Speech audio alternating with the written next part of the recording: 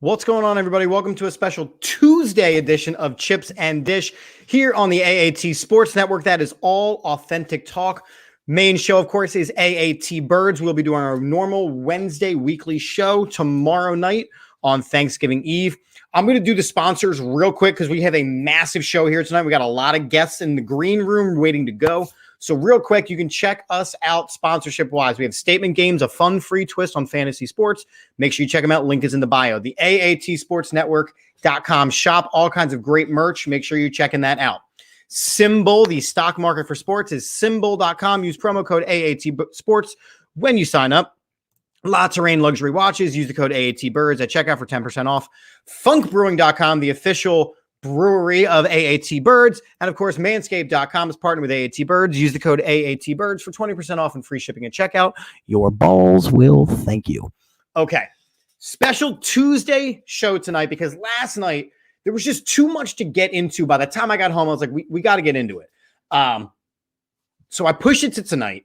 And man, do I have a green room full of absolute studs to talk about a couple of things tonight. So we're going to get into the Baseball Hall of Fame ballot, which dropped yesterday. And we're going to get into some of the big names that are still on there, some of the names that were just added. We're going to pick a couple of guys that we think should go in, if anybody, because we know that baseball doesn't like to add people to their Hall of Fame. We're going to get into the steroid talk. It's been about a year. We have to revisit it. We're going to talk about the Eagles' dominant offensive line play because they have been crushing it this season, and they are now in contention for the playoffs, which I'll be honest, none of us expected at the beginning of the season, but here they sit.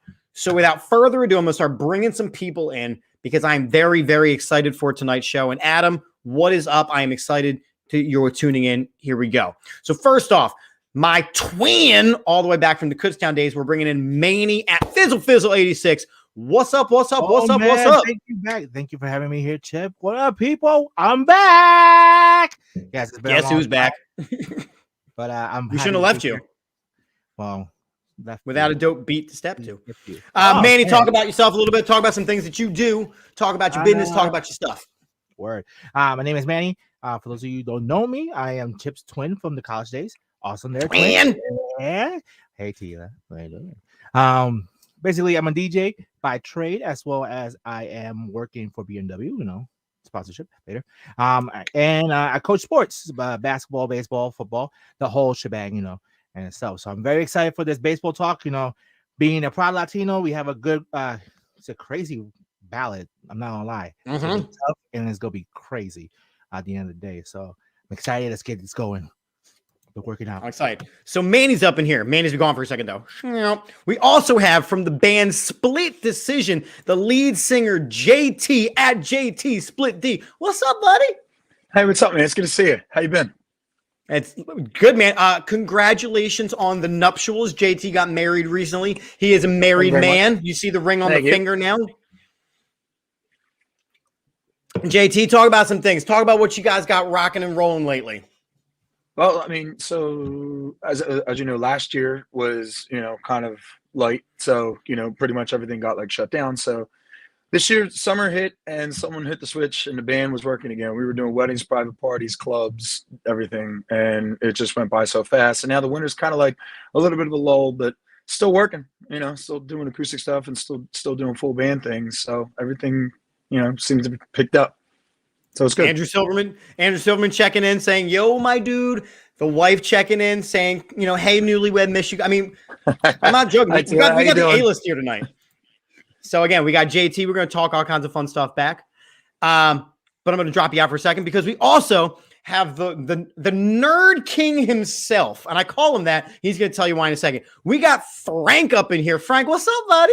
Hey, buddy. How you doing? Good to see you again. What's happening? Thanks for skipping hockey tonight, much like the Flyers for the show. I was sick. You are sick. Yes, Plus your dog is tired as hell back there. He is. He loves laying on the bed. Frank, talk about your podcast, man. You do a really cool show. I thank you. I appreciate it. I do a weekly podcast with Jack Kidd. Remember Jack from the band days? It's called Geek Spot News. So we go every Monday night and we just basically talk everything: Marvel, Star Wars, DC, Ghostbusters, everything, anything you could think of. That's what we do. But sports is a bigger passion, and I'm super excited to do this tonight. I know. And like I said, I offered, you're like, man, I'm never free. And then I'm like, hey, we're going at 9:30. You're like, I'm here now. I'm good. Yep. So we got Frank. Frank's going to, you skipped Halo for this. My God. So Frank is here. Frank is going to talk about some things too. Last, but most certainly not least, we have Dom from the Fired Up, a Philly sports podcast. Dom, what's up, buddy? What's up, man? It's been a while. I mean, we're trying to get this going for a while now, and finally we got it going, huh? That's what I'm saying. Apparently Tuesday's the night where people are like, I can do things. Right. Tuesday's the new Friday, right? Yeah, no kidding. And yes, I did not tell my wife about all these people happening up in here, so oh well.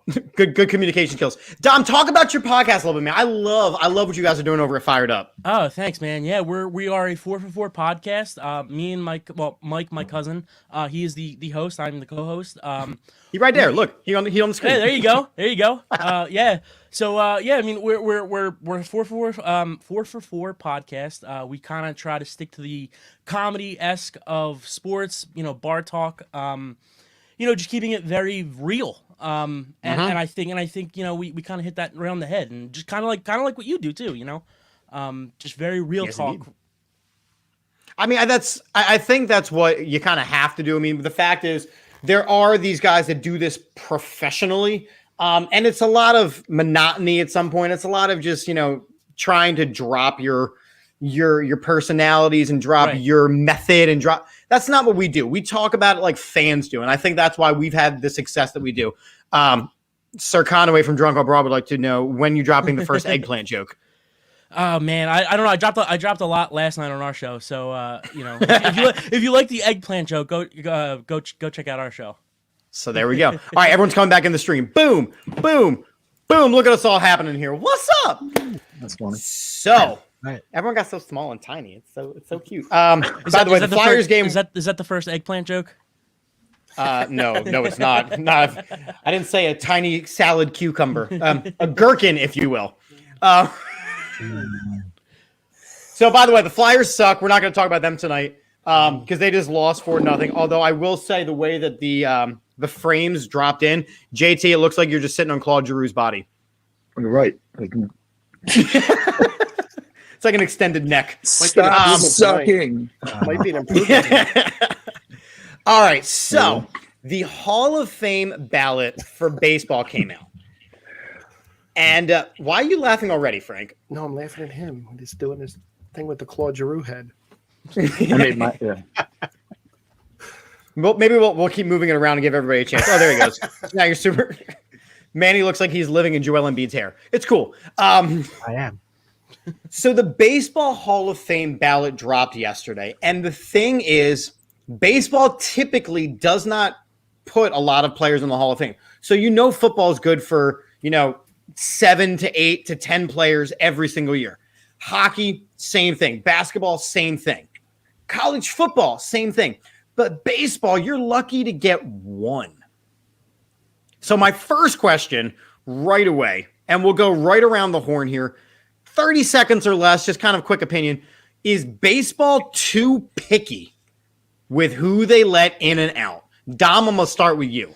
I would say probably not, only because the way the stats and like the way that guys perform now are so different than the way they did it before. Like, you'd be lucky to get a guy to hit 40 homers and 130 RBIs now, and like those guys are typically the Hall of Fame players, the great players, right? Obviously the position matters. You know, first baseman, corner outfielders, those are the guys that hit those kinds of numbers. But I just think that like look at Mike Trout's numbers. I mean, you would be surprised at the guys he's compared to statistically from like the late night, like Bobby Abreu. You know what I'm saying? So I definitely think that the stats kind of affect that a little bit.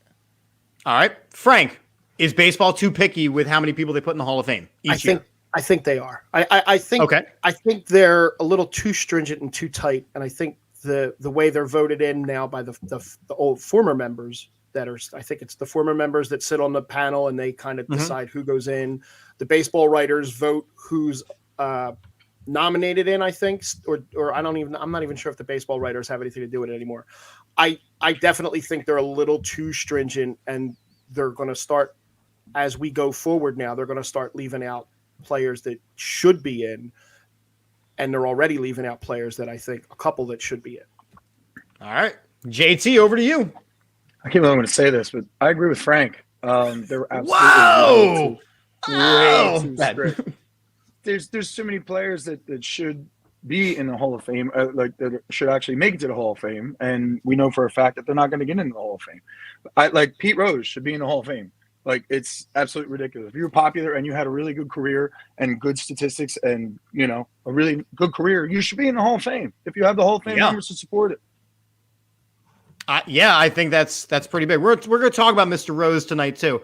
That happened the last time we did the Hall of Fame conversation about a year ago. And I have a take on this that I think, Andrew says absolute facts. By the way, if you guys are watching, and then Manny, I'm going to bring you up. If you guys are watching, again, Twitter sucks at comments. Get off of Twitter. I mean, watch it on Twitter, but also get your comments in on Facebook and YouTube so we can actually be a part of the conversation. There you go. Manny, is baseball too strict with who they put in? 100% yes. Let's be honest. Baseball is a sport about tradition. Everything you do has to follow the tradition and the classic customs that they have. And if you veer off from that, you are definitely saying yourself you're a death wish in terms of getting into the Hall of Fame.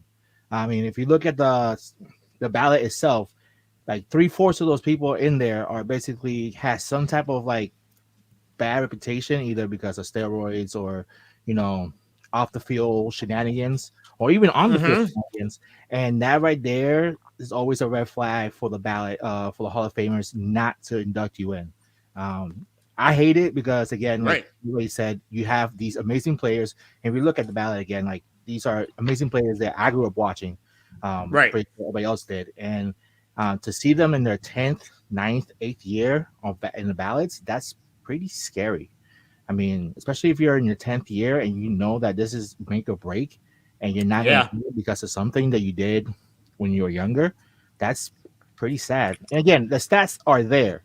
And yes, stats from back in 1980 are way different from stats that are 2021. But, you know, to hit a home run as a major leaguer, like, let's be honest, like, it's tough. It's a tough feat. It's not an easy feat. So, I mean, I agree. Like, it's the Hall of Fame should have changed their format somehow. Either the writers' nominations should not be there, or they should have like at least a limit of X amount of players. Let's be honest. The sport is I won't say a dying sport, but it's losing interest for the little pettiness that they have in terms of Hall of Famer. Like, oh, this person, you know, did steroids back in the early 90s, and now he's not going to get in because of that, or he did something off the field, like all right, I'm not condoning DUIs, but like something like that you know, did not affect him in the sport, but yet he's going to be grounded for that one completely. I think the one thing that a couple of you guys said was the idea of the writers having too much power. And I have right now I'm going to put it up on the screen. I don't know how much we're going to be able to see it. This looks like an absolute hot mess, and I understand. But what this is the Major League Baseball NL MVP ballot. Okay? And I know this floated around on Twitter, so I'm just going to kind of point out that you can see what chapter, basically where they write for next to their name. So let's call it like it is. You have Jim Salisbury, Philadelphia, Matt Breen, Philadelphia. They both put Bryce Harper as the MVP. Why? Because he's from Philadelphia. But you go to some of these other places. You go to Atlanta, they have Bryce Harper as fourth, but they have Trey Turner as first. Trey Turner did not get a single other first place vote. Why? Trey Turner used to be Atlanta Brave, correct? Yes. Right. There you go. You go through this. So Miami, they love Tatis. They also love Harper. They kind of played it a little fair. San Diego, Tatis. San Francisco, Crawford. Why? Because it blows my mind how homerish some of this stuff is. So couldn't the argument be, hey, it's the same thing with the Hall of Fame voting. They're voting not based on credibility, not based on stats, not based on impact to the game, but voting based on they played for my team. Well, it's always been a popularity contest, no matter what sport it is. Sure. And the reason I say no to that whole thing is because I just don't want to see very good players. Like, I think Hall of Fame is a group of guys that have set themselves apart from the rest, like great players. And if you have 10 very good players and 3 great players, I think those 3 great players deserve to get in over those 10 very good players. Guys that, may not have the same impact as those other 3 guys. That's the only reason why I say no. Okay, so but to your point, and I love what you said, but my question comes in then with the Major League Baseball ballot, they give you a certain amount of years and then they pull you off the ballot, right? Should that also be the way they do things? I think that they should. I think yes, only because. Okay, I'm going to say yes, only because I think baseball has been such a sport that has been around for so many years and popular for so many years. But I think that 10 years might be a little too short. Okay.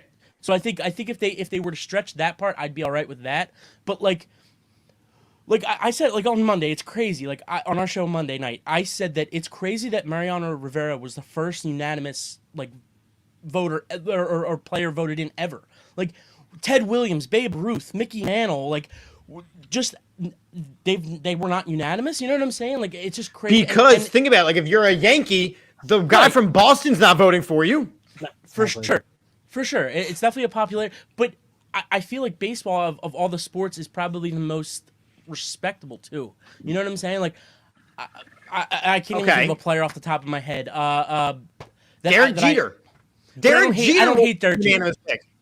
No, but he wasn't a unanimous either. He wasn't a unanimous pick though. No, there was one. Somebody looked at Derek Jeter, arguably the greatest shortstop in the history of the game. He was arguably, and you're talking about guys like Ozzie Smith. The list of shortstops is incredible, but Derek Jeter is arguably the greatest championship winning shortstop in the history of the game, and somebody still went, nah. Do you think that one person that went nah did it not because he didn't like Derek Jeter, but because he was always going to be known as I'm the one person that said no to Derek Jeter. I'm the reason he wasn't unanimous. And I think it's because they knew he's going to get in. Could my vote go somewhere else? Or I already know this guy's getting in. I'm going to not give him my vote. I mean, it's honestly in any sport, it's really stupid the way that people vote. But I mean, and that might. That probably should change too, the people who vote, but I kind of agree with that a little bit. I mean, I'm looking at an article and it said the voter who did not check the shortstop name on his decided to keep the decision private, because then they also get the choice to not put their name out there. Okay.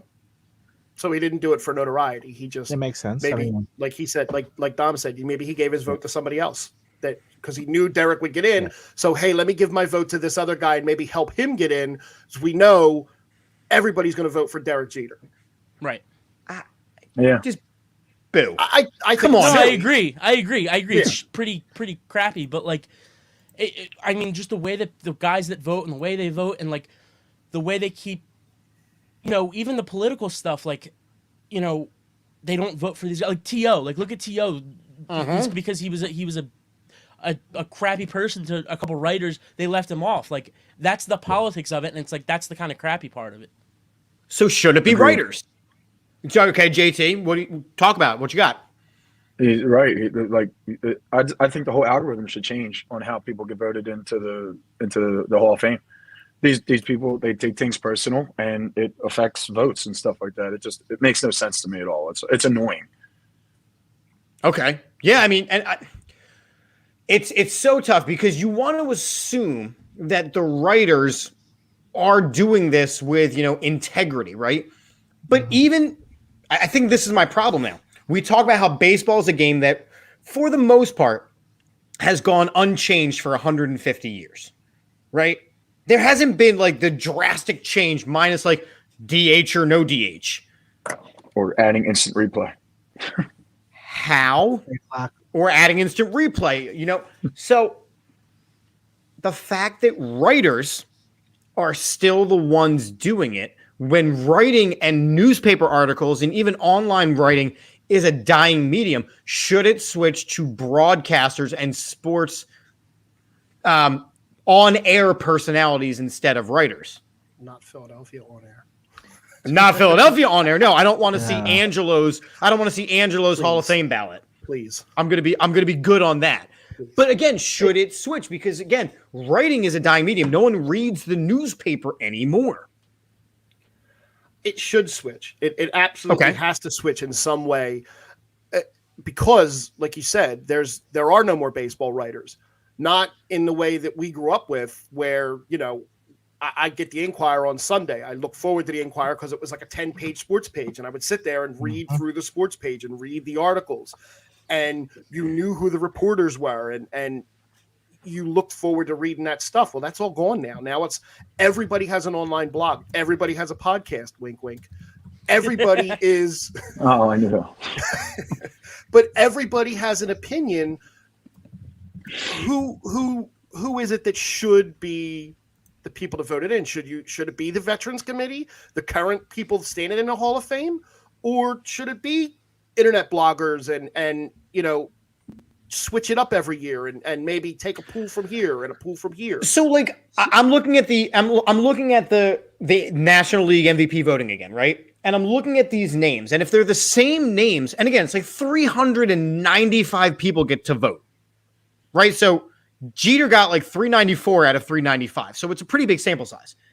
But like, as I look at this, I'm not seeing like Mark Bowman, MLB.com, Paul Newberry, the Associated Press, Steve Gilbert, MLB.com, Robert. I don't know a lot of these names. I scroll down the list, and the names that really jump out to me, because from Philly, Jim Salisbury, Matt Breen. Okay. Tim Kirkjian, Ken Rosenthal. Like Jason Stark isn't on here. Really?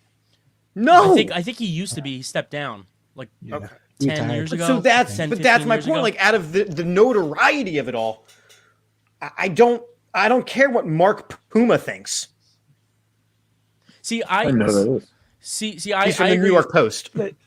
I agree with Frank though. I think it's with that idea that it should be guys who are already in the Hall of Fame or the committee or whatever it is, because I feel as though that if I don't know, give me Mariano Rivera. If Mariano Rivera sees the ballot, I think I trust his opinion more than I trust a guy who is Because they giving me played his against the opinion. guy. Right. They played the game. They know how to, even if they never even played against him, like they know the game. Like they literally played it at a Hall of Fame level. And I just don't know if I trust a guy where he makes a living off of his opinion. I mean, that's what I'm doing too. I mean, I'm not making a living, but but I'm out here spewing my opinion. I just don't know if I trust people who write an opinion for a living to vote for MVP or Hall of Fame. Right. Manny, what were you going to say? You look like you had a thought.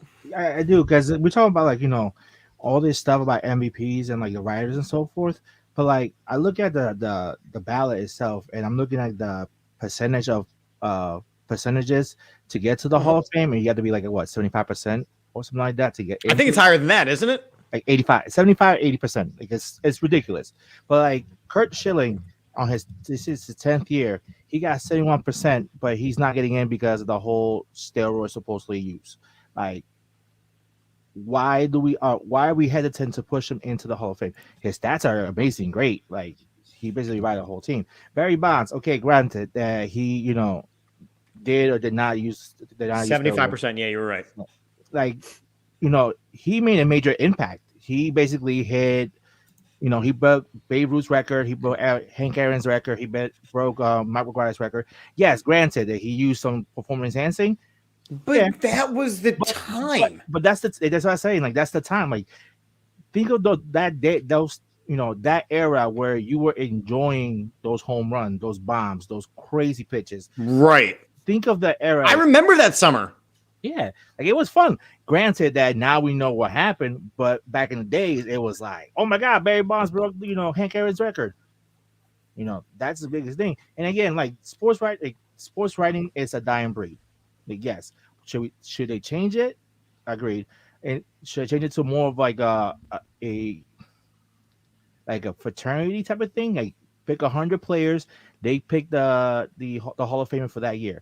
If it's one, like Dom said, like it's more credible that way compared to these sports writers that like, right. You don't know who is from the Associated Press. Like, where does he come from? Why should I believe him over, Derek Jeter, Mariano Rivera, or even like, So like for me, like I have to look at, okay, imagine that I was asked, hey Chip, you're going to pick the Hall of Fame. Well, thank you so much. I appreciate it. What are my qualifications for making the Hall of Fame? And for me, it's, are you a game-changing player? Did the game change because of what you did on a field? Whether it was pitching, whether it was hitting, whether it was running. Ricky Henderson changed baseball. He changed baseball because of how he stole bases. I look at this list and I saw a couple of these guys. I'm like, they were good. They were good. Jeff Kent was a good baseball player. Was he Hall of Fame worthy? Probably not. Can I add something to that too, really quick? Yeah, absolutely. So I agree. I think it should be people who are set apart from others that change the game, right? But I also agree that like it's got to be over. It can't be over a 5-year span. Like, look at Todd Helton. Todd Helton was a very good player. He had 5 great years. But because of his position, like, obviously a second baseman or a shortstop is not going to hit 40 homers and 130 RBIs, right? It's just kind of not the nature of their position. But Todd Helton, like, as a first baseman, Ryan Howard, he got hurt. Like, if they did that for 10 years, yes, they're Hall of Famers. They're lock Hall of Famers. Albert Pujols did it for 10 years. Like that, I think he's still doing it, right? I just think, he's my favorite baseball player of all time. But he's insane. I'm 25, so I didn't see Barry Bonds, and you know what I'm saying. I saw the tail end, but I just think that you have to do it over a certain amount of time. Like, you can't put in 5 great years and argue that Todd Helton's a Hall of Famer. He was a very good player. Came in like second or third in the MVP race in like 2000 or whatever it was, 2001. But a very good player. He just didn't do it long enough for the nature of his position. Like Chase Utley was a very good second baseman. I think Utley is arguably the 10th or 12th greatest second baseman ever. The nature of his position, he has good stats for that. I don't know if he'll get in. I don't know if he'll get in. Maybe. I think he should, but Ryan Howard, I don't think he should because of the nature of his position, and he didn't do it for long enough. Jimmy Rollins, to me, should be the lock. Wow. Manny, what you got? Yes, it should be great and so forth. And 5-year span is not enough to, grade the caliber of a player. So that in that respect, yes. But even so, they're denying people for things that they did at the end of the day, they it's punitive, right? The punishments are punitive. Yeah. So it's not punishment to and again, Pete Rose. Pete Rose should be a Hall of Famer. Pete Rose was the greatest player of his generation. The politics. Yeah. But the politics of it all. So they are straight up punishing him. But meanwhile, they didn't strip the Houston Astros of their World Series title. They didn't strip the Boston Red Sox of their World Series title. They didn't. So, and some of those players are going to make the Hall of Fame. So how can you punish one without punishing another? You shouldn't. You shouldn't. JT, yeah, go ahead. You really shouldn't. I mean, like you said, game-changing players should be in the Hall of Fame. I remember when I was a kid, and it was that Mark McGwire, Sammy Sosa home run battle. They would stop other shows while broadcasting to go live. Yes, they would. When either of these two players were up at bat. Like, that's game-changing. That's unbelievable. Yeah. And it just doesn't make sense to It's me. generational. Yeah, exactly. You know, Andrew Silverman saying his dad would never visit the Hall of Fame until Pete Rose was in. Agreed. I mean, let's be Great honest. man. He made a mistake with the whole gambling and all. It was a mistake, no doubt. It was a massive, massive mistake. Gambling is legal now. It's legal now. You're everything. Every single TV show, every sports TV show, the Flyers pregame shows, they promote betting. Every radio I just said on our podcast all the different ways you can bet and gamble.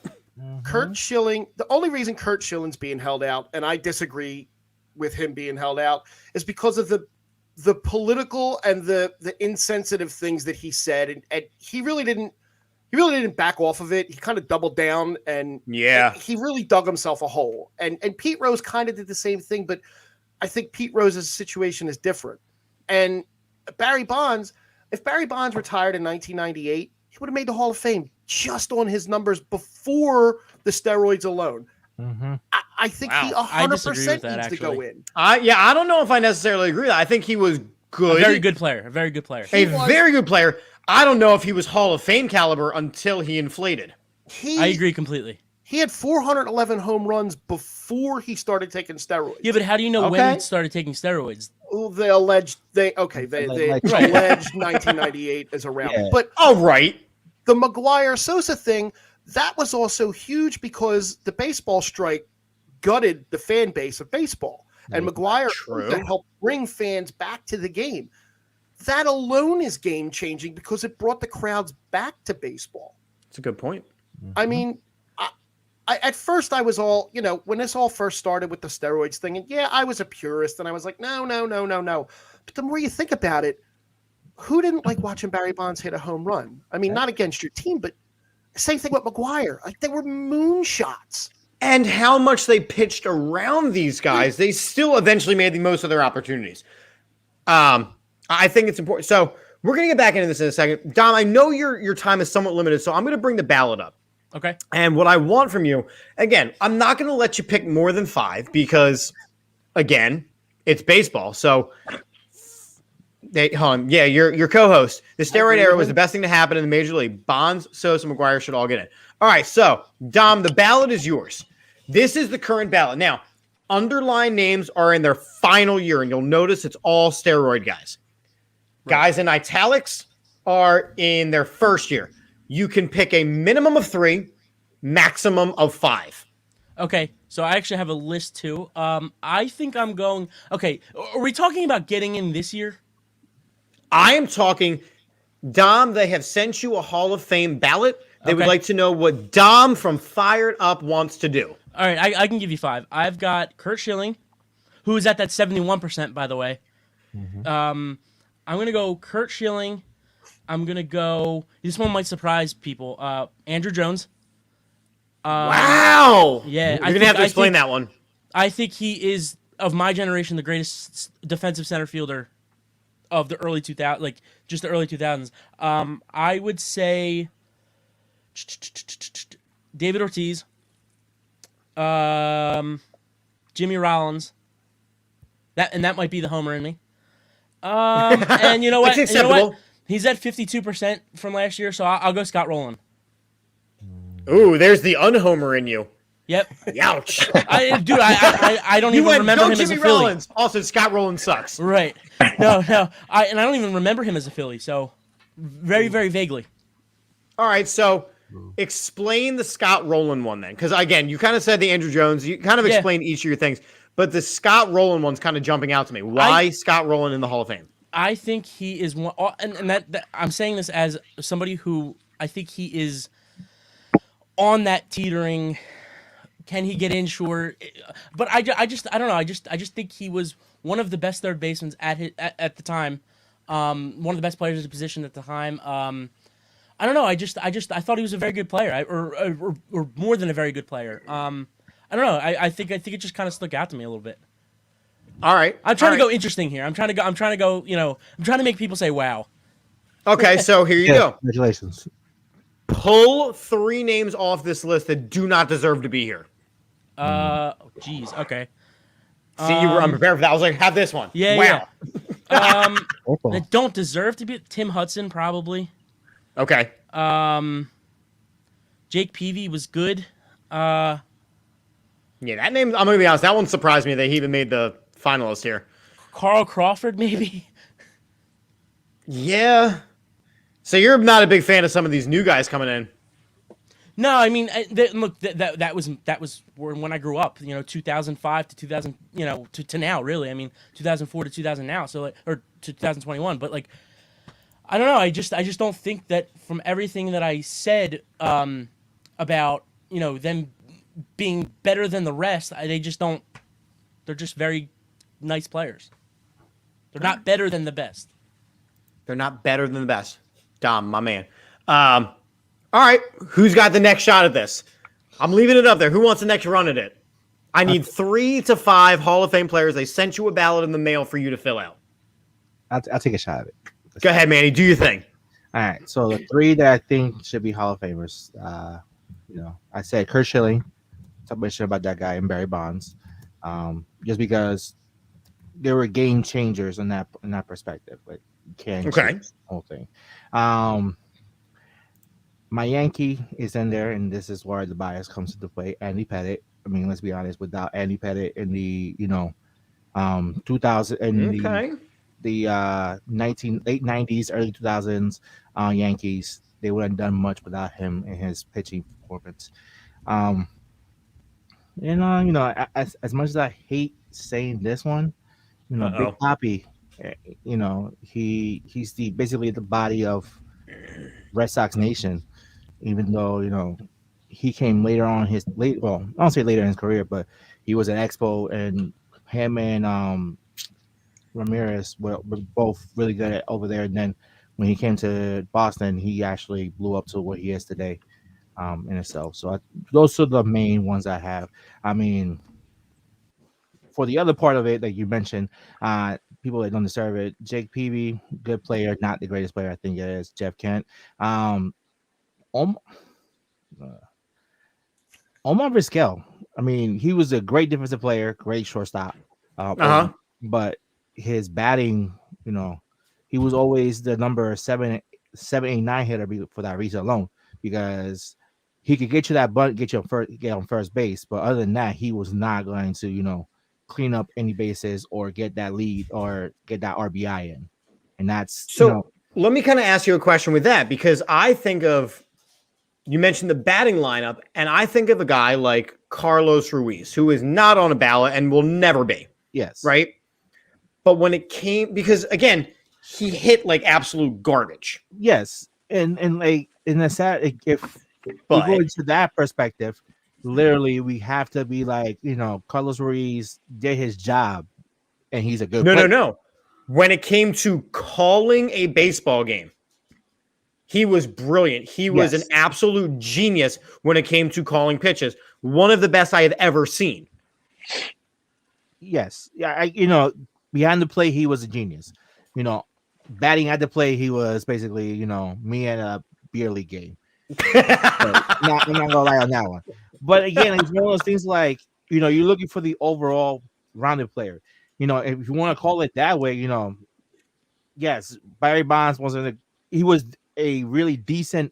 He was a liability in the outfield later on in his career. Yes, later on in his career, where he couldn't run, to get a pop fly, that was a big problem. Because of that pumpkin head. Exactly. If you want to call it that, I mean, Omar Vizquel, great. again, Great defensive player. Great defensive player. I love them in watching his highlights, especially when you see it on Sports Center late at night, going one of those crazy over the head jumping, throwing to the first base and so forth. But to me, you're talking about something that impacted the game, and he didn't really impact the game. Same thing with Gary Sheffield, great batter, amazing batter. Put him in the outfield. Where is he? I don't know. I remember emulating his swing quite a few times. He was a game changer for me. That big, elbow cock thing. I remember emulating his swing and playing baseball. Exactly. But again, when it comes to defense, it was like, oh, it's going to right field. Like, where's Sheffield? And it's like, oh, he's actually in the dugout.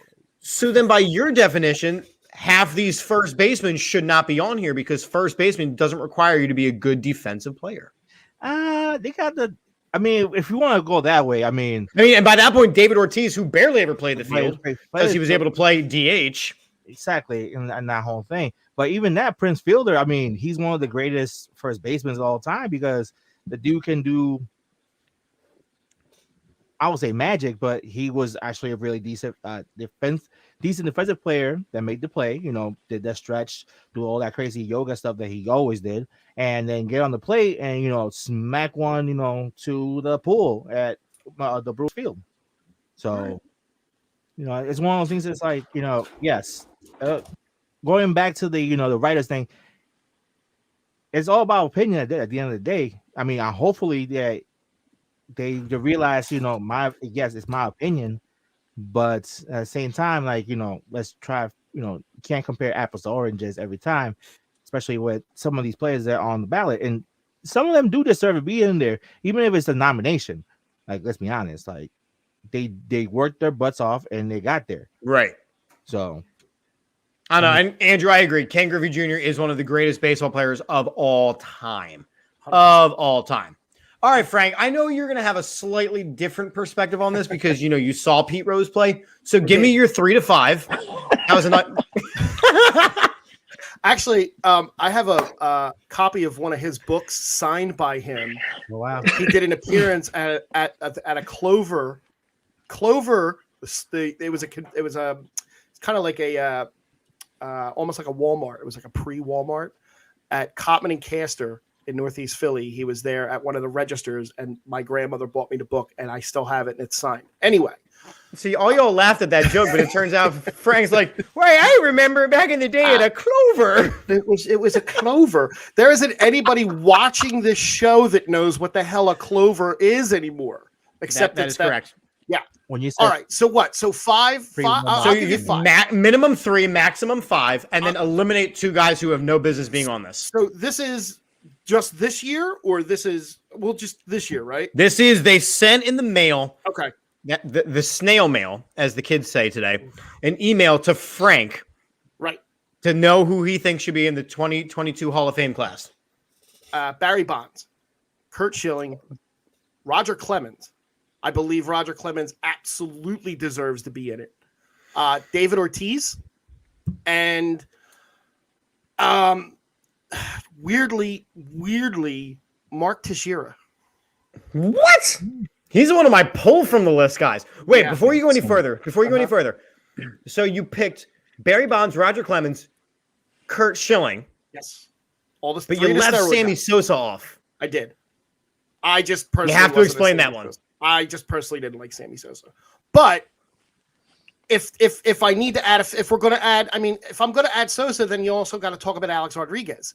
So, but he's not underlined. You got rid of 3 of the 4 guys who are about to get their asses pulled from this thing. Correct. But you said, but Sosa can go. Sosa's actually been trending lower every year. He has something about him the people don't like, and he's just been getting lower and lower and lower every year. As far as pulling, Billy Wagner and Papelbon, I don't get it. I understand it, but I know relievers don't get a lot of love. Mariano Rivera was the only guy who went unanimous. Right, but Mariano Rivera is the greatest closer to ever play the game of baseball.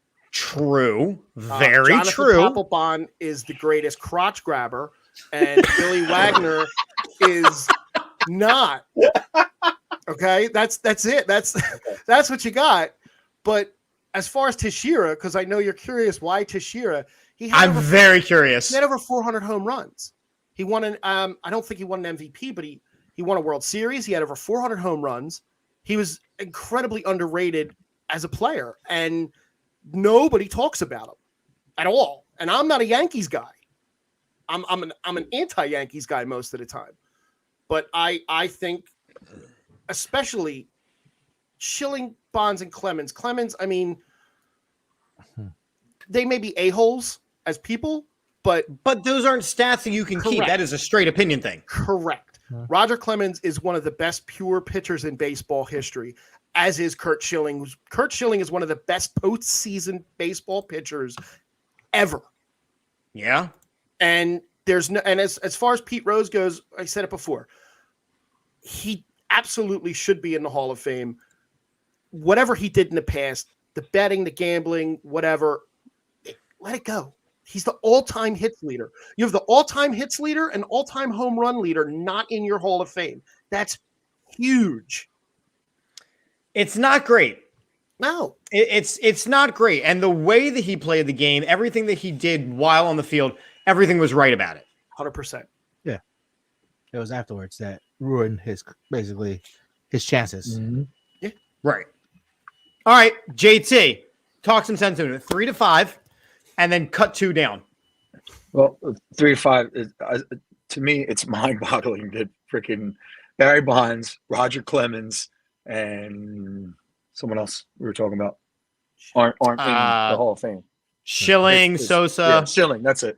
Curt Schilling, Barry Bonds, and Roger Clemens aren't in the Hall of Fame. I mean, those are 3 names that come to mind, even if you don't know baseball. Those are 3 names that you know by accident, that's big. And they're not in the Hall of Fame. That just it blows my mind. I can't believe that that's an actual fact that we are able to say right now. It just makes no sense to me at all. It's ridiculous. Like, I can't believe that they're not in the Hall of Fame, and they're what? They're almost out. Is that what it was? So the underline means that this is their final year on the ballot. If they don't make the 75% today, they will, or in this year, they will be removed from the ballot. See, like you said, game changers that change the sport should absolutely be in the Hall of Fame. Curt Schilling, Sammy Sosa, 100%. And I didn't like him, but he changed the game. Yeah. Yeah. It just makes no sense to me. And just that statement alone should absolutely prove that it needs to change the way that they pick who goes into the Hall of Fame, especially in baseball. Plus, baseball's going to lose popularity again. Isn't there a potential lockout looming for next season anyway? Yes, there is. You're going to lose more popularity that way too. Well, I mean, and that's so important. Like, think about with hockey, right? How many fans did hockey lose when they had multiple strikes in like a 10-year span? A lot. Hockey still hasn't recovered from it. It's gotten to the point where if you listen to sports radio every now and then, they get mad that people call in, they get mad because they're not talking about hockey at all. Right. I do a Philly sports podcast multiple times a week, and Monday nights I've made a big deal about how I didn't watch hockey for a very long time. I'm getting back into it. I'm learning about the players. Somehow I'm in a fantasy hockey league. I'm getting my ass kicked because I know nothing about hockey. But again, it's a fantasy in itself. Yeah, it's hysterical. I have Sidney Crosby and Alex Ovechkin, and everyone else, I'm auto draft. Frank, I'll show you my fantasy roster after all this, and you can try and make some sense out of the shenanigans of it all. I will, you poor boy. But again, you talk about the strike thing, and I think that's really important, JT, because of the fact that hockey still in 2021, and the drafts were years ago, or not the drafts, the strikes were years ago, hasn't recovered. If baseball drops another strike or a lockout, they are going to struggle exponentially. There's a really good chance that's going to happen, though, right? From what I hear, it's up there. I mean, they can't come on to any little agreements, even little things they're competing against or questioning the owners versus the players association. Exactly. So and at the end, we talk about the Barry Bonds and Riley Clemens and so forth. Why are we denying this part of the history of baseball? It's there. It's there. We did it. It's over. We can't change the past. So why deny those people to do it? Yes, granted that we want to put that cheaters never win and winners never cheat, but like they were winners. They were winners. Exactly. They kind of proved that whole thing wrong. And I'm not saying I'm condoning it myself, because that's what it sounded like right now. But like they did their job. They entertained us. They put numbers. They got people back to the seats to watch baseball. Yeah. Exactly. And I actually have a question for y'all. Sure. I have a question, even though, we're all like obviously probably Philadelphia sports fans and we don't like the Yankees, but to break it down, do you think that Alex Rodriguez deserves to be in the Hall of Fame at some point? Yes. Yes. Unfortunately. First ballot? No. Just for marrying J-Lo. There's that. So by that, does Ben Affleck get in the Hall of Fame? You know who else belongs in the Hall of Fame? Ben Affleck. Pete Davidson. Okay, that's a whole other story. There, man. Like, the amount of girls that he bags looking like he does is ridiculous. Go ahead, moving on. Yes, but that's a whole I think Alex Rodriguez, as much as I don't like him. See, exactly. You don't like him, but you got to give him credit where credit's due. Because, again, you want to talk about game changing. The contract that he signed at the time, it changed baseball, because now it's commonplace to get paid that absurd amount of money. But A-Rod was the first. But yes, look at the lineup. Look at the lineup that he came from before he went to the Yankees. How terrifying was it to face Bombers Row? It was I'm talking about Griffey, him, and Edgar Martinez. Jay Buhner. Jay Buhner. The four of them. That was brutal to have to face. That's game changing. That again, my personal opinion, I don't like Alex Rodriguez. I don't like anything about him. But as a pure statistical baseball only thing, he 100% deserves to be in the Hall of Fame. I agree. See, and that's you would make an actually decent person to see who would go into the Hall of Fame. Because that's what I'm saying. Take things personal, and they ridicule people for that, and they keep them out of the Hall of Fame because of that. Yep. I'm actually a Yankee fan, and I don't like him as a person, but as a player, like the whole aspect, the fact that he went from shortstop to third base to go to a winning team and take that leap, that right there it was never heard of. Like, you always heard a superstar staying in his position, and I don't care what team he is, he's going to be in that position. The fact that he was like, you know what, I'll take third base. I'll go, 15 feet to the right, and I play that spot and do it for 10 years, and do it well and at a high level. At a high level. It's crazy.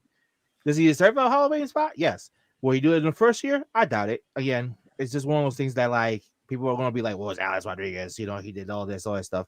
And at the end of the day, that's what people think. You're not going to see any of these steroid guys get in. One of them has to get in to break that barrier. If Bonds makes it in, Alex Rodriguez 100% goes in. But if Bonds doesn't make it in, there should be no other player who ever tested positive for steroids that ever makes the Hall of Fame. Which I think that's pretty fair. Yeah, definitely. Because he is your home run lead. So you're looking at after this season, because let's call it like it is, Barry Bonds will not make it in. You are looking at your all-time home runs leader and your all-time hits leader in all of the history of baseball not being in the Baseball Hall of Fame. Correct. It's terrible. See, that's insane. It's insane. That's insane. Let me ask I'm not condoning steroid use. I am not. But it was the norm for the time. And as I said before, if you are going to not strip the Houston Astros of their World Series title when they were caught openly cheating the whole way, then you're not going to strip the Boston Red Sox of their World Series title for openly cheating. Then you cannot punish any cheater. And beer. No. Remove the Black Sox scandal from the 1900s. Please, Frank, you were there for that. Talk about that for a second. So, all right, back then, tickets were a quarter, and let me ask. So, for those of you that don't know, Frank and I have busted each other's chops for like a good part of a decade and a half now. So, hey, I'm in on that too. I always bust Frank. I love that. Well, I know. I'm just saying, if anyone's watching, like, oh my God, this is getting bad, right? Kate just chimed in. Ouch. What's up, Kate? There it is. Kate, let me ask you a question as homers and as a Yankees fan. I think it's going to be the same question you're about to ask. Go ahead. The Ryan Howard, Jimmy Rollins thing. right? All right. Wait, before we ask that question, because I want to ask that question. Yes. JT, you have to pull 2 from the list. Oh, yes. Pull 2. That do not have any business being on this list. Jägermeister. I'm pulling Papelbon. Okay. 100% pulling Papelbon. And I don't know. I feel like I'm taking Tim Lincecum off too. Yeah. I agree with that. I think a lot of these first year guys are just like, hey, we had to put some guys on there that were pretty big careers. Yeah. Like he has a name. He was the best pitcher on his team. But he won 2 Cy Youngs and then he disappeared though. So pretty much kind of fell off. Yeah. Went back to that dog thing, the 5-year span, and then next thing you know, he's just like mediocre at best. Right. Like, so to switch sports for a second, you want to talk about the idea of what a couple great years can do for you. Odell Beckham Jr. is a mediocre receiver in the NFL. Exactly. He had a couple great seasons, incredible seasons with the Giants, went to the Browns, has fizzled out, and then got traded to the Rams based on what he did as a Giant, not what he did as a Ram, or not what he did as a Brown. He had a couple great seasons, and he's turned into multiple paydays. Did he have great seasons, or did he have great games? He had a great couple highlights. Yeah, so he had a couple flashes in the pan. If you ask me, right? But think about how many contracts he signed. So I think the idea of consistency has to be factored in, which is why you look at a guy like Barry Bonds, you look at a guy like Roger Clemens, you look at a guy like Kurt Schilling, you look at a guy like Sammy Sosa. They were consistently excellent. You look at a guy like Andrew Jones, he was consistently good. I don't know if I would say you look at a guy like Jim Edmonds. Jim Edmonds, I thought, was an exceptional defensive center fielder at the same time. He's not even on this list. I did like Manny Ramirez was an incredible part of baseball. Yes. An incredible part of baseball. Torrey Hunter should not be on this list. Yeah. Mm-hmm. Andy Pettit should be on this list. Jake Peavy, no. Justin Moore, no. No. At this point, Bobby Abreu, no. I don't think he deserves to be in. He's borderline. He should be on the list, but he should not make it in the Hall of Fame. No. Yeah, no, I don't think he will. And that's the All thing. right, Frank, you had a good question. I want to hear it. Yes. So locally, we have 2 players eligible this year for the first time. You have Ryan Howard and you have Jimmy Rollins. 2 humongously popular Philadelphia players. This is tough. Who goes in out of the 2 of them? Jimmy Rollins. Jimmy. Does Howard go in? Ever? No. Ever? All right, so ever? No. I don't think Howard deserves to go in ever. I think it goes back to what Chip said, consistency. Jimmy Rollins was consistent, good player every game. And there was so many times where bases loaded, Ryan Howard's up, and he struck out, swinging. And he's paid millions upon millions upon millions to hit the ball very, very far in that situation. Yes. I mean, he won the batting title, or what? The home run title was rookie year or something like that. Yeah. Ryan Howard. But I mean, he won a lot of little awards, and he won a World Series. As the years went by, he declined gradually. And Jimmy Rollins was solid most of his career. Even when he left. It's why, if you look at the idea of that second team, right? Ryan Howard, when he was done as a Philly, never really did anything ever again. No, because of that, because his Achilles never healed the right way. But Jimmy Rollins went on to play a couple more seasons. Chase Utley, when he is eligible, will be a Hall of Famer because of how he played the game. Yep, and I agree. Didn't they change Ryan rules Howard, because of him? Yeah.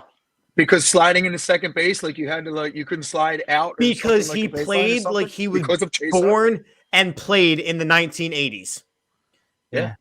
Chase Utley in the early 2000s played like he belonged in the 1980s, and baseball had adapted from that, where now you can't do that anymore. As an umpire, there are slide and surrender rules for Little League. I can tell you now, I look at a play, if there's contact, I call the guy out. That doesn't happen before Chase Utley in the 2000s. Oh, no, yeah. True, yeah. Game changer. There you go. Game changer.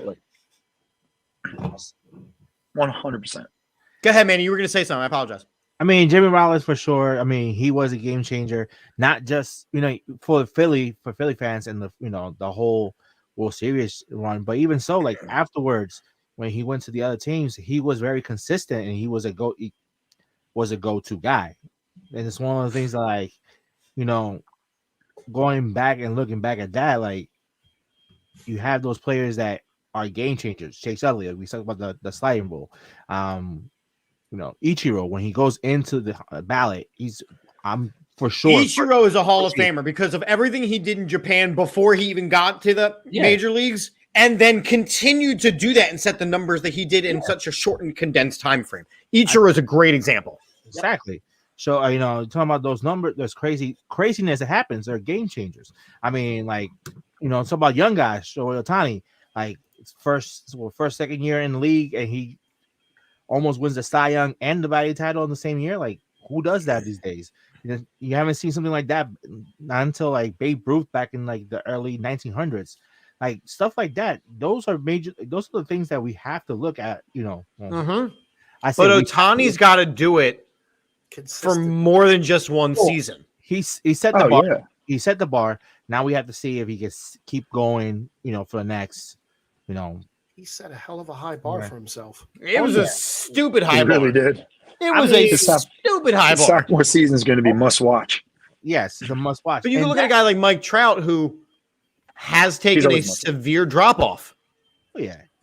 He was injured most of the season. He was injured. Yeah. Correct. Middle of the season, but right? he signed the big contract and he has dropped off. Bryce Trout Harper's responsible for that contract. Yeah. Yes, he is. Again, game-changing situation. All right, so it's not going to happen. Bryce Harper retires next year. Is he a Hall of Famer? Yes. And not just because I'm wearing his jersey right now. Ooh. No way. No, he's not. Two-time MVP, two different teams. That's why I say yes. Just on that. No, he's got much more to do. He's got to win a championship. Or at least get to the championship. Yeah, I would say, again, and it's not happening. So for those of you just tuning in, Bryce Harper is not retiring next year. This is not a hot take. This is not clickbait. This is not any of that bullshit. I apologize. But we're just talking hypothetically here. If he were to retire next season, I do not feel like he would be a Hall of Famer because, yes, he has the individual accolades. But if you look at Washington, after he left, they won the World Series. That hurts them big time. That hurts them big. Yep. I think that a team getting better because you're not there proves right away that you're not a Hall of Famer. Well, it doesn't help. I know, Levi, you got worried. I was throwing hot shit out there. Hot shit.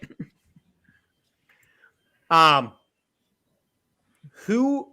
Again, I would love it to be nothing but Phillies up in there, but I don't think that Ryan Howard had a Hall of Fame career. I think he was on pace to. Yeah, I'll agree with that. He doesn't blow out that Achilles. They win that World Series, and he absolutely goes in. He doesn't blow the Achilles. He learns how to hit a slider. We have a different conversation. Yeah, we do. Yeah, we do. Jimmy Rollins, at his size, at his stature, at the way he played the game, the fact that he has the individual accolades, he has the World Series titles, he has the secondary team statistics as well. Some team was like, I want him on our major league roster. That didn't happen with Ryan Howard. I think that's some of the defining reasons why Jimmy Rollins should be a Hall of Famer if you're picking a Philly. I don't think he's a first ballot Hall of Famer. No. He's not getting in this year. He's going to get in a couple of years. I'll say 5 at most. Yeah, somewhere in that range. Yeah. Yeah, I mean, look, it's obviously a point of contention. We just spent, an hour and 3 minutes literally talking about a piece of paper, and we have such a wide array of decisions. It blows my mind. But I think some of the things that we settled on was the way they're doing it now is not working. No. And it needs to be revisited. It won't be, but yes, it should be. It won't be because baseball doesn't change except to say, oh, you shouldn't do those things. And, oh, we're going to change. We're going to add this one thing. We're going to add this other thing. Like the runner on second. Frank, you're a baseball purist. How do you feel about the extra innings rule? I think it's the worst. It's as bad. It's as bad as the shootout in hockey. It's What is this rule? terrible. So In extra innings, a runner starts on second base now. so the last out goes to second base. Right. And So whoever right. Because they don't want They're 17, just trying to get 18 the inning game games. over with at that point. That's They exactly don't want and- 18 inning games And anymore. that's what it was. That's what it was. Like the whole reason for that is to shorten the game so that way you don't spend 3 hours on a game, but if extra innings. And I've seen the good and the ugly on that whole thing. The good being, I get to go home 10 minutes. The bad thing is, one bad mistake error costs you the whole game. Exactly. Is this in the postseason too? Yes. Yeah. Yeah. This is the rule. Yeah. It's Honestly, That's acid. I'm also not a fan of the JT was so angry he left. I don't know if he meant to, I don't but he was so angry he walked out. I'm also not a fan of the DH coming to the National League. yeah, no, not Like, saying I like He the was so fact angry he walked out, but he's back. I don't know what happened. It just Bring it froze. back. Kate is upset that you're just finding out. I'm here. I don't like the DH coming to the National League because I think it takes you really then what do you need a manager for on a baseball team without Okay, but I have to ask a I question. love here, the 'cause DH this coming is- to the National League. hate it. I love it. Okay. I'm so sick of because when pitcher gets up there, it's more than 50% going to be an out. Maybe. So I have to ask the question here, and this is something that has bugged me so much. How, inside the same league, can you play with two sets of rules? I mean, How can you do that? You have Yeah. to pick one. You have to pick one. well, it's coming. I mean, it's coming. There's no ifs, ands, or buts. It's long overdue. It's definitely coming, and I could push back all I want here. It's not going to mean anything. I just think you're taking some of the moves away. You're taking some of the thinking of the game a little bit. You got a pitcher coming up. Do you want to put a pinch hitter out there? Do you got this guy warming up? You got this. Right. It takes all that away, but it also prolongs careers It does. Yeah. of guys that probably shouldn't still be playing. Ryan Howard should not have been able to play DH in the major leagues. Yeah. David Something's a pinch Ortiz, hitter anyway. his career was extended because of the position he played. and Albert Pujols extended his career. Now he's over in LA and they put him back at first base. Great. But is he still a first baseman at a major league level? Well, if Reese Hoskins is, he is. yeah. Facts. Hurtful facts, but facts. It's I think the DH is a good move in the National League. Yeah. It like you said, Manny, it makes what no was- sense. Why is it legal? Why are set of rules on one side different than the other side when you're in the same league? I still don't understand that. If that case, you could go historical on the whole thing. But at the end of the day, I think that the DH should be taken out completely. If you are From both sides, both AL and NL. if you're a professional player, you should play everything, not just be a specific site. Sample David Ortiz, designated hitter, all his career. You're talking about players that, pitchers that never picked up a bat since great or little league. Like, why should you just focus on just the pitching and itself? Like, why should you just focus on just batting?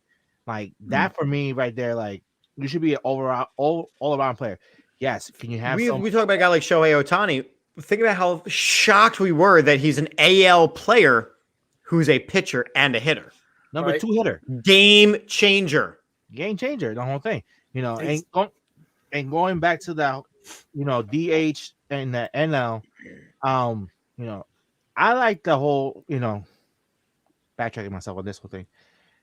Putting that whole NL not having a DH gives a whole different formality. So that way, when players or teams that go from their AL sample, like the Yankees, go into the Mets, now there's a whole different game plan to figure out because they never had that. Same thing with the Mets. They go in there, they probably feel more at ease because now their pitcher doesn't have to worry about batting on that whole thing. And it's a minor thing that we see it right now, but it's going to change a lot the league, and hopefully it goes for better. I mean, let's be honest. I'm not going to It's not one of those things that like it. At first, the purists are gonna argue about it, and 15 years from now, hopefully nobody's gonna remember it. Oh, exactly. But they will, because Oh yeah. one thing we know about baseball is it is so statistically driven. It's so statistically driven that's the thing that bugs me about the DH being, whether or not they have it, AL, NL, is because you're looking at a stat and they go, okay, but in the AL, they get these boosted numbers, and pitchers in the AL have it tougher because they don't get to face that easy out. So the pitching statistics are different. And in the NL, the pitchers have to be better because they don't have to be as good because they get that easy out every couple of batters. And the idea of a bullpen game. The idea of a bullpen game to me is absolutely asinine. I hate that term. But you saw it in the World Series. Yep. And they won. We saw it. How many times did we see it in home games here? Too many. Wait, I thought it was bad when I had to see J.A. Happ pitch. Actually had a long career, didn't he? He's still pitching. He still pitches. Didn't he go to Toronto? I want to say. Doesn't he have a World Series ring? I think so. J.A. Happ is 39 years old. He's currently a free agent. okay. Gotta love the internet. We'll sign him. No Go sign. back home. He's played for the Phillies, the Astros, the Blue Jays, the Mariners, the Pirates, the Blue Jays, the Yankees, crap. the Twins, and the Cardinals. Jeez. He was a World Series champion in 2008 with the Phillies and an All-Star in 2018 with the Blue Jays. Okay. Yeah. Oh, that's right. He did. He won with the Phillies. But I couldn't stand watching him pitch, Hamels. and I would still prefer him over a bullpen game. But yeah. Definitely. I don't know. It's tough. I think out of the one thing that I take away from this whole conversation, you guys have all been fantastic, is the idea of looking at a sport that is so rooted in history, not being willing to change at all, not being willing to move with the times is why it is a dying sport. Exactly. But it only dies once it gets to the professional level. I mean, it skips over college entirely. Like the College World Series isn't a thing. Baseball's focus should be on who do the kids emulate. That's why one of the things that baseball does now, the Field of Dreams game, is brilliant to me. Amazing. It is absolutely brilliant to me. Yes. That was really good.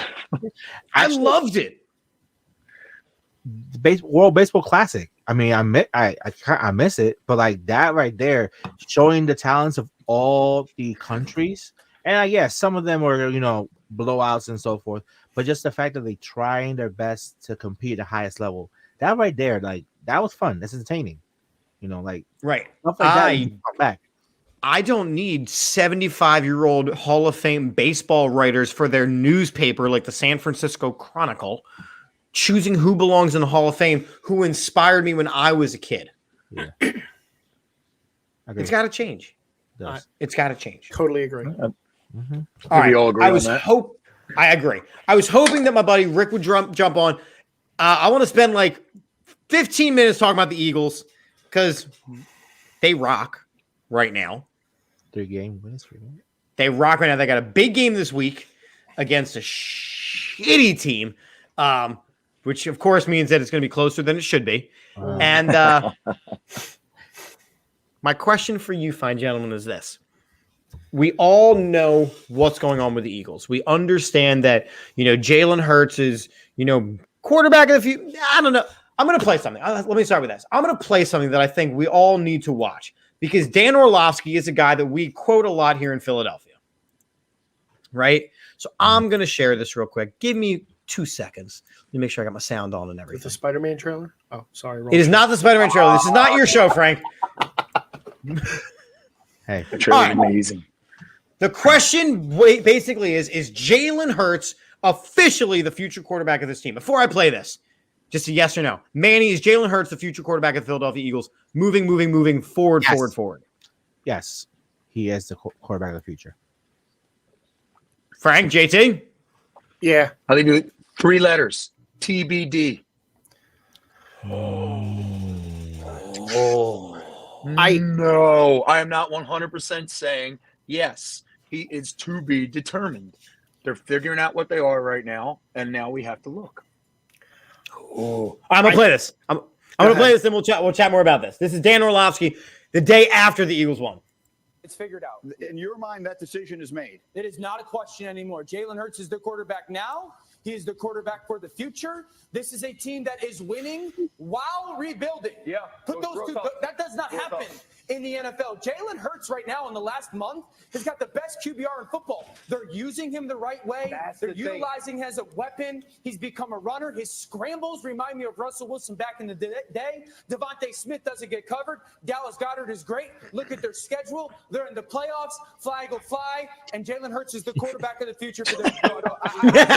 That's the most important thing, though, the confidence in your quarterback, but also understanding how to use them. We've entered an era of football where it's not just about you plug and play a guy because you think he has a certain set of measurables at the positions. It's about figuring out what he does well and catering your offense to that. And we've seen it with Lamar, right? We've seen it with people like Deshaun Watson. We've seen it with different quarterbacks, and we're seeing it now with the Philadelphia Eagles. They've figured out what makes him the best quarterback for this team, not for any other team, and that's how you find success.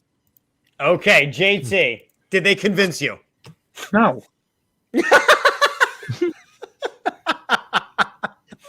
even a little bit. I mean, a little bit. All right, wait. Not even a little bit. Hold Not on, even wait. close. Go. All that convinced me is that they buy nice suits. That's it. That's all I got. No, I don't think. I mean, could he be? Yes. I don't think it's 100% a fact right now that he could be the quarterback of the future. Wasn't there a time where we thought Kevin Cobb was the quarterback of the future? No, there was not. No, there was absolutely not. There was absolutely not. There was Frank nobody raised his hand. Frank said yes.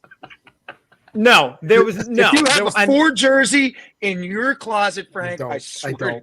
I don't. No. Yes, Levi, those are the percentages that they would win each of those games. Yes, indeed. No, nobody thought Kevin Cobb was going to be the future of the team. Absolutely not. No. Yeah, come on now.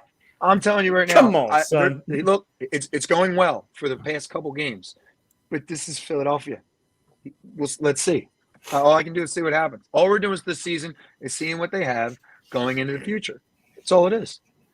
He definitely does have a number 4 jersey in his closet. There you go. See, Kate? No number 4. There's no number 4 jersey anywhere in this room. None. Mm-hmm. In that room. It's a McMahon jersey is what it is. Whoa.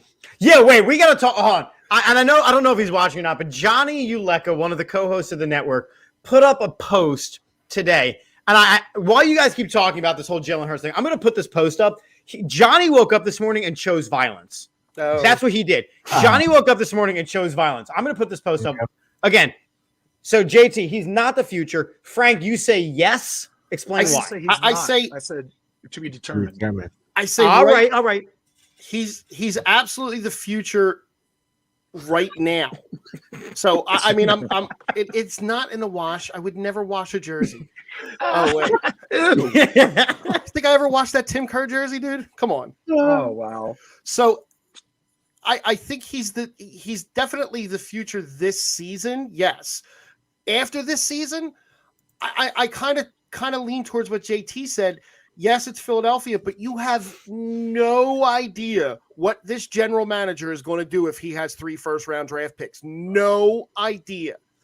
Miss on all They 3. should not trade for Deshaun Watson. They should not. No, trade for we are Aaron so Rodgers. far past that. We are so. And Aaron Rodgers ain't coming here. No, Russell. No, they don't need. To Wilson's trade not for coming another here. Quarter. No, and they don't need to trade for one of these guys. Should they give him? I wouldn't throw a contract at him yet. Last night on my show, I was on the show with Danny. We were talking Ghostbusters. Somebody chimed in at the end of the chat right before we left and said that they had signed Jalen Hurts to a 7-year, like $200 million deal. And we bought into it, and we were like, "Oh my god, that's awesome!" And as soon as we, I hate when that happens. I hate when that happens. Where you're like, "Oh yeah," because I can't check it currently, and then you're like, "But I didn't." But no, and he doesn't deserve a contract extension like that yet. But Frank, he's the number 1 quarterback in all of fantasy football. Oh, well, yeah, of my course. fault. Let me backtrack. Let me see if he gets it. Let me see if we get in the playoffs, and let me see what he does under real pressure. If we get in the playoffs, let me see what he does under real pressure. Yes, he's come a long way this season. The offensive line is playing outstanding. Out of their mind. So for me, looking at Jalen Hurts, and again, I like him as a leader. I like him as an athlete. I don't know where he's at as a thrower yet. And as a quarterback in the NFL, I really am going to need him to be an excellent thrower of the football. They don't need him to be right now because they're having such success in the run game. And I heard when I turned my car on, it didn't connect to the Bluetooth right away. So I had to listen to 30 seconds of 94.1 and it hurt my heart. But they were like, they said to me, because they were talking, they said, "Hey, Chip," on the radio. But what they were like, well, Jeffrey Lurie's not going to he's not going to take too well to this running game attack, and they're going to have to move on from this at some point because Jeffrey Lurie's not going to stand for them running the ball 50 times a game. And I went, shut the hell up. Stop with your agenda. Yeah. I mean, overall, at the end of the day, they're winning games for the run game. If he's the quarterback of the future, I see him as like the development of like Jackson in Baltimore, that like he could at first season, right? Not throw the ball. It's all about the option. He still can't throw the ball great, but he's getting there. Granted, they took him years to get the whole thing. At the end of the day, like they taking the offense right now and basically adjusted it to what he can and cannot do. And if you're a good coach, a great coach, you will adjust to that position. Right now, granted, it's Philadelphia again, but they're in a great spot to make it to the playoffs. And the winning percentage that they have for each of their games, they have a very good chance. Look, out of the next 5 games, there is no game that they should not be favored in. Exactly. Well, except the Cowboys game, but I said the next 5. I didn't say the next 6. I didn't say the next 6. I said the next 5. 5. Yeah. But guys, week 17. But the only reason we're talking about them as postseason potential is because of the remaining schedule. Yes. Oh, it's the That's NFC it. East. So, but even What so, good teams could they beat right now? Well, they have, again, you can't see. I mentioned this on the post-game show that I was on, and last season when they were still talking about playoffs and we were a 3-win team, I didn't want to make the playoffs because somebody had to win the NFC East. This season, it's different because they're going to do it with a winning record. They're going to do it trending upward, and that's when you get that playoff experience. I don't expect them to make the Super Bowl. No. I don't. They're not in the same caliber as Arizona or the Rams or even Dallas. I know, as much as it hates to say that. And that's okay. Because this was a rebuild year. The one thing No. That was my point. Yeah, that was my point. I'm okay with them making the playoffs this season. Yeah. I want them to. The one thing, JT, who can they beat this season in the NFL and overall whole thing has been so crazy with the craziness of upsets and so forth that you cannot say, okay, they're gonna win against the Giants because it's still 15%. The Giants might come in and kick their asses next week. Like, they absolutely. won't. And They then got rid you of don't know, Jason man. Garrett. They got rid of Jason Garrett. They might actually have an offense now. they might. Okay, they might come in. Well, They actually had a better chance with Jason Garrett because at least he's coached against the Eagles before. I'm not worried about Freddie Kitchens' offense. but it's Jason Garrett. Let's be honest. I mean, how many years he's been? He was down in Dallas, and he does the same thing you're doing right now. Like it's the NFL this year has been so complicated in terms of the teams that we think that might be great are horrible, and the teams that are horrible are actually pretty decent. I mean, let's be honest. The Steelers suck. The Browns are mediocre, and the Bengals are in first place. What the fuck is going on here? 100% true. I'm pretty sure we tied. I have to check it, so I do the weekly pick-off with the wife. That'll be tomorrow. But I'm pretty sure we tied. She brings up movies and costumes. I bring up analytics, and she kicked my ass this week. So, again, I mentioned Johnny chose violence this week. Yeah. So he posted this. It says, you have to win to make the playoff. Who's your quarterback for one game? Bobby Hoying, McMahon, Tim Tebow, or Barkley? Why? Why is this a thing? And I responded very nicely. Johnny woke up this morning and said, I choose violence. So there you go. Final question for you. Who's your one game quarterback? Forfeit. Forfeit. I choose Jesus. Quarterback by committee? Bullpen? Quarterback by bullpen? This hurt my feelings to see this. I'm actually angry at Johnny from 10-17 this morning. Can we bring McNabb back for one game? JT, who you taking? I'm going Hoying. I don't know why. I'm just going Hoying. Because he's the only one that doesn't look scared in the photo that Johnny chose. Possible. But I'm going Hoying. I don't know. 100% I'm going Hoying. Oh, God. It's a bullpen game. I'm taking Kevin Cobb, so that's it. I mean, you got his jersey. Sir. You brought it to the table, not me. Sir. Yeah, it did. You were once a respected member of this panel. And then all of a sudden this happened. I don't understand why he all of a sudden just There goes my dog. That was perfect. Right, my dog. So it works out. Oh God. All right. Well, listen, it's been an hour and a half. I want to thank you, gentlemen, for chatting some serious baseball stuff. That was awesome. So I'm going to give you guys each a couple seconds so you can talk about where they can find you on social media or out in the real world.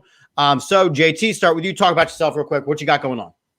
I'm the lead singer, Split Decision. We got tomorrow. We got the biggest night in the bar is back. So Thanksgiving Eve, we're at a place called Swig in Warrington, and then 2 other shows later this week. But yeah, everything's been going good, and had an absolute blast tonight talking with you gentlemen, and hope to do it again. Yes, indeed. Appreciate you, sir. Manny Fizzle, what you got? Home, Christmas shopping, turkey. You find me on Twitter at Facebook, Fizzle86, and hope to be back soon. Yes, indeed. Yes, indeed. Yo, Manny, Kutztown's got a big game this weekend, bro. I know we won the pack, so we got a big playoff game coming up and all that fun stuff. So maybe you'll hear from me on Twitter.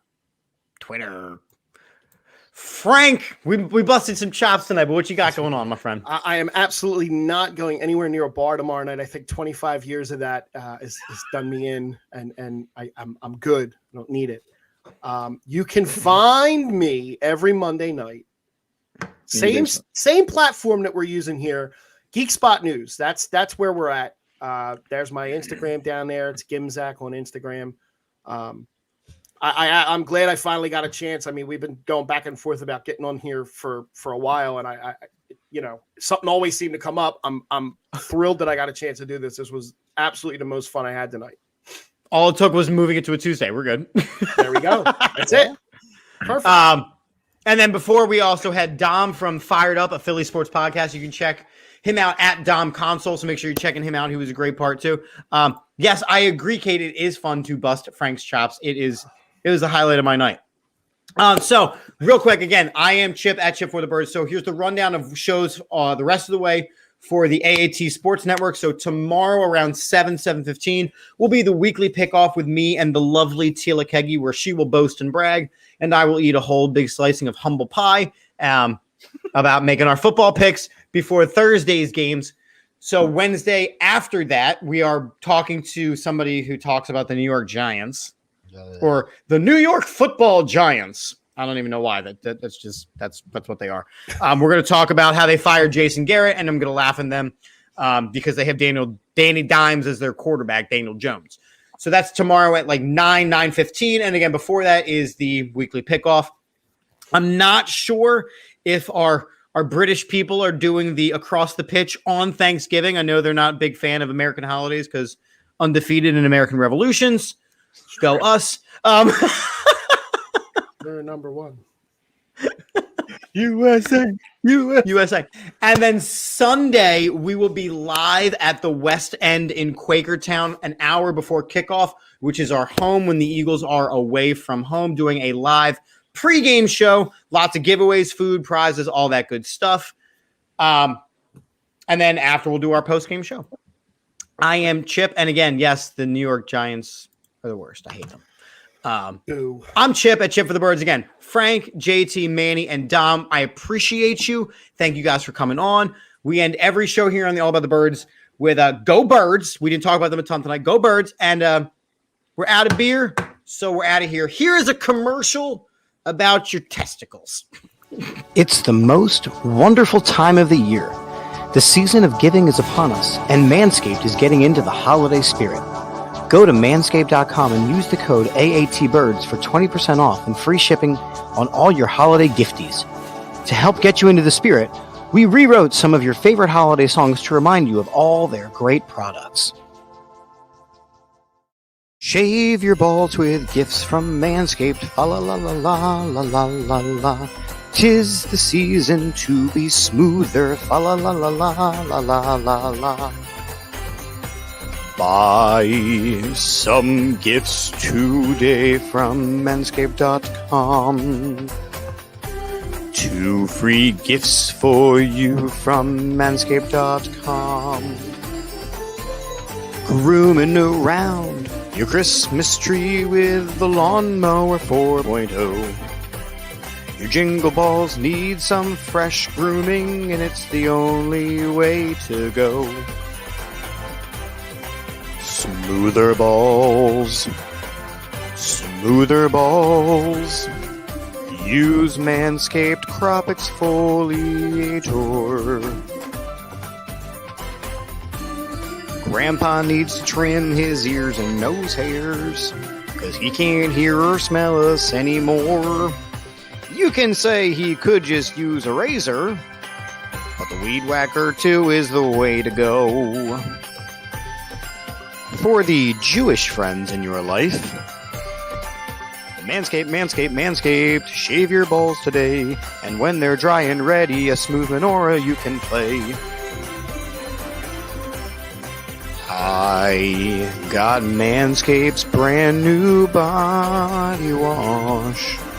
Used it on my mistletoe last night. Also used the 2-in-1 shampoo conditioner just for fun. I washed and scrubbed everywhere, now the smell's improved a ton.